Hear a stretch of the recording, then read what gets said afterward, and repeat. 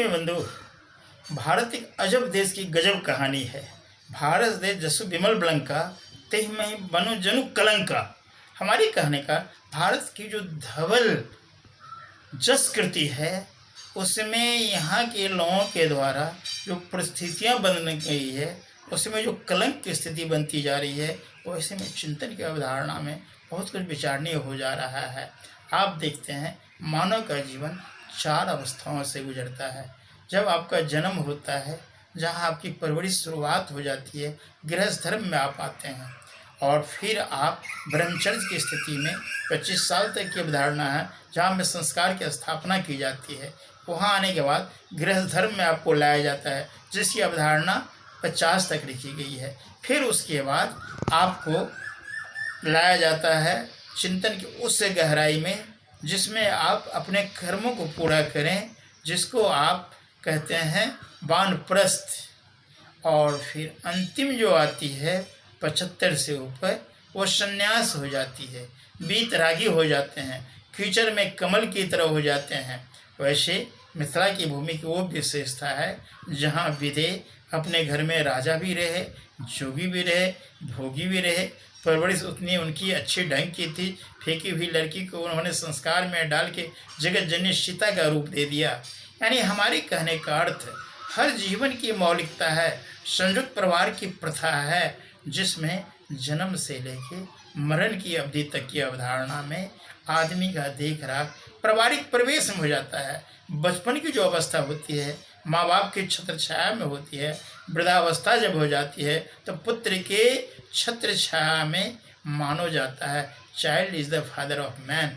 लेकिन अभी ये कोरोना, पोस्ट कोरोना जिसमें फंगस की स्थिति बन गई है, जिसको काला, वाइट, येलो फंगस कहा जा रहा है।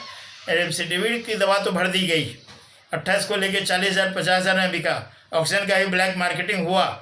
इम्पोर्टेडिसिन की भी संख्या कम है, दवा उपलब्ध नहीं है। अभी दिल्ली हाई कोर्ट ने निर्णय लिया है डबल बेंच से, जो युवा वर्ग का जीवन मायने रखता है। जो लोग 80 के आसपास चले गए हैं उनकी अब क्या उपयोगिता है, उन्होंने ज़िंदगी जी लिया है।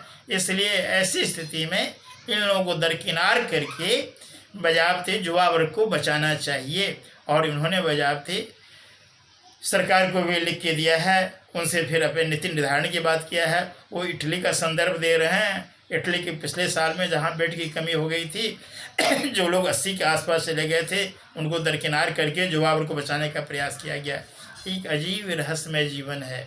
आपने कल्याण पत्रिका देखा होगा, एक संदर्भ मैंने वहाँ देखा था जिसमें एक वृद्ध पिता के लिए जवान बेटा अंतिम क्रिया के लिए सारी व्यवस्था किया था, लकड़ी इकट्ठा किया था और ऊपर का खेल देखिए, जवान गुजर गया, वो कपड़े उसमें लग गया।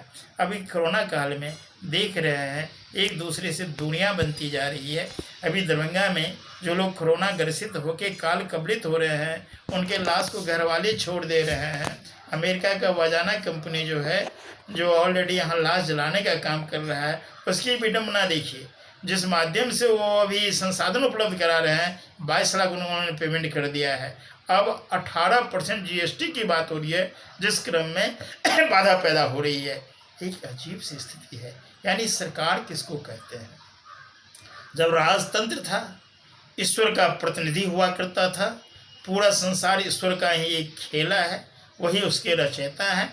और सरकार शब्द ही कहता है मौलिकता को सरका दो, यानी स्थितियाँ इतनी विसंगति में डाल दो जो आदमी एक एक सांस के लिए तरस जाए, जिंदगी जीने का तमाशा बन जाए।